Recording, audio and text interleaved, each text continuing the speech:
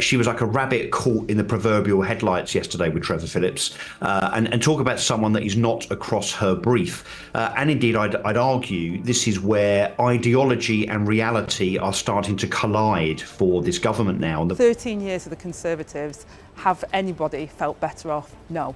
So we've got to reverse that. Even Rishi Sunak says we need change. He can't deliver that change. The Conservatives have completely run out of ideas, and we're going to put that renewal back, and we've got the energy and the plan to make sure that we can give Britain its future back. Watching a supposed champion for the working class stumble through basic questions is not just disheartening, it's infuriating.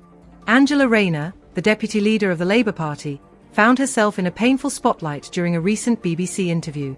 You'd expect a leader to confidently defend their flagship policies, but instead, Rayner's responses were riddled with vague references and empty promises. When asked to name specific companies that supported Labour's employment rights bill, she floundered, failing to provide a single name. This wasn't just a slip-up, it was a glaring indicator of Labour's unpreparedness. If the second-in-command can't back up their policies, what does that say about their ability to lead the country?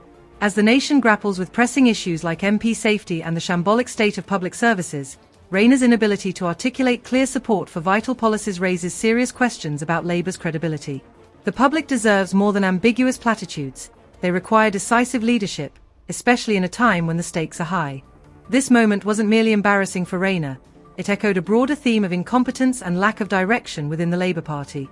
In stark contrast to Labour's disarray, the government is facing its own set of crises, particularly concerning its approach to taxation and farmer welfare.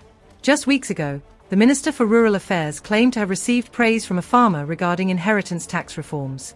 Yet, the reality was far different, as thousands of farmers took to the streets in protest, demonstrating the government's disconnect from the very people it claims to support. The contradiction is astonishing. While Rayner and her colleagues preach about support for the agricultural sector, they simultaneously undermine those very foundations with misguided policies. Moreover, the issue of MP safety cannot be overlooked. Lee Anderson, a Reform UK MP, recently faced a chilling death threat that underscores the growing risks politicians confront daily. The fact that the perpetrator received only a caution rather than facing serious consequences exemplifies a disturbing trend in how threats against public figures are handled. Anderson's frustration reflects a broader sentiment among MPs, who increasingly feel exposed and unsupported in their roles.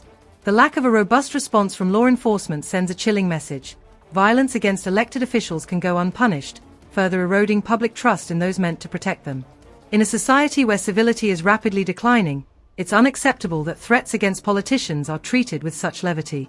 Anderson's case highlights the urgent need for a serious discussion on the safety of public officials. The negligence shown by the authorities in this situation is nothing short of appalling. It's not just about one individual, it's about the integrity of our democratic system, which is under threat when politicians can be targeted without fear of serious repercussions. Shifting gears, a shocking case has emerged from Thailand, where a British man was arrested for allegedly raping a 6-year-old girl. This horrific crime, revealed through video evidence, brings to light the insidious nature of predators who exploit vulnerable individuals online. The fact that the suspect was able to manipulate a relationship with the victim's mother to gain access to the child is a stark reminder of the dangers lurking in the shadows of the internet. This case raises critical questions about the effectiveness of current protections against child exploitation and the responsibility of social media platforms to prevent such abuses. The disturbing nature of this crime has galvanized authorities in both the UK and Thailand to take action. However, it's crucial to recognize that these incidents are not isolated. The exploitation of children through technology is an ongoing issue that requires a concerted effort from governments and society as a whole to combat. We must do better to safeguard the most vulnerable among us. Back home, Labour's failures are becoming increasingly evident.